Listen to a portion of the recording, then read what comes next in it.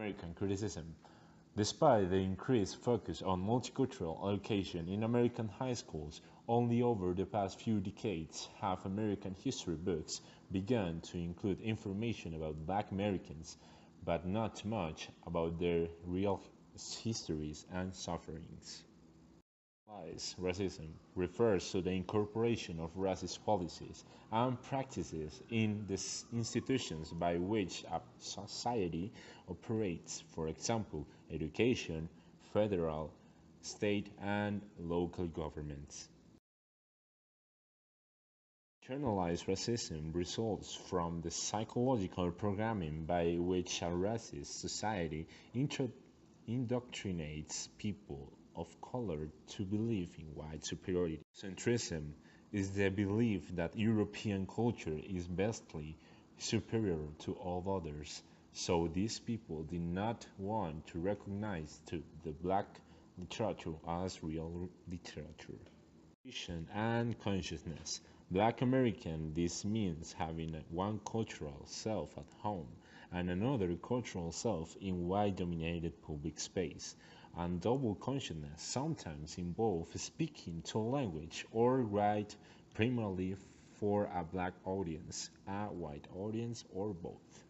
Race theory was born from the idea that racism is still seen in different aspects and contexts in the United States.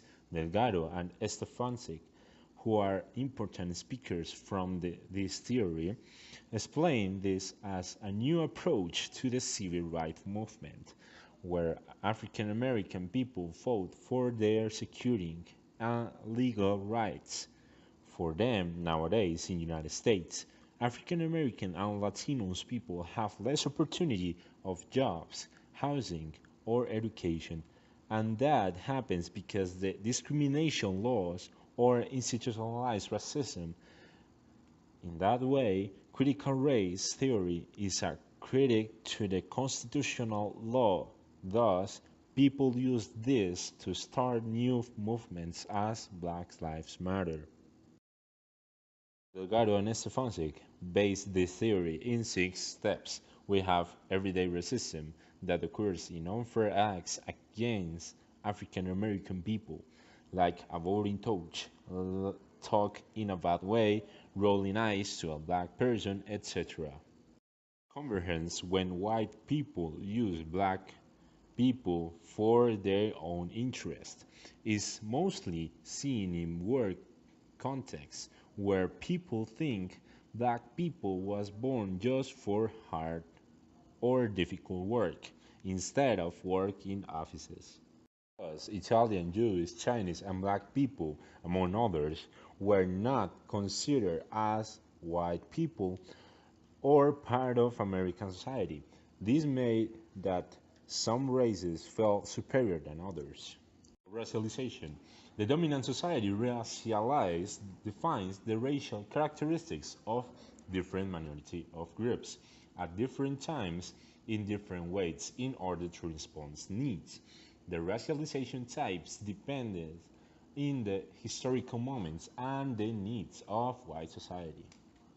Nationality is basically the characteristics that can define the identity of a person that works for discrimination. For example, skin, color of their hair, color of their eyes, the religion or thoughts.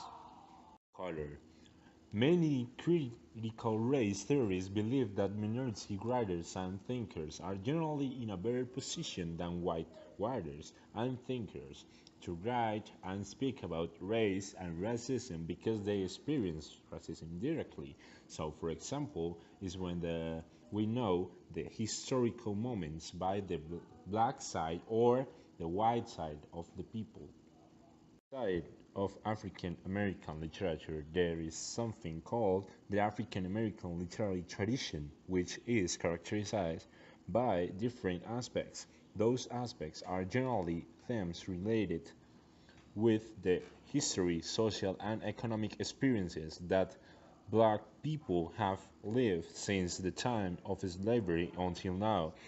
At the same time, there is the use of orality and folk motifs that consist in the use of black vernacular English and rhythms. On the other hand, the African American woman's writing also has same important characteristics: victimization, exploitation, racism, classism, among others experiences. Equality, the use of different female characters, like the assimilated, suspended, emerged, and liberate African American woman. In different periods of time, also black women writers used strategies like use of black women to narrate a story as a way of giving an authority, and the use of imaginary, which has to be with the relation of black women and their experiences like domestic and physical appearance.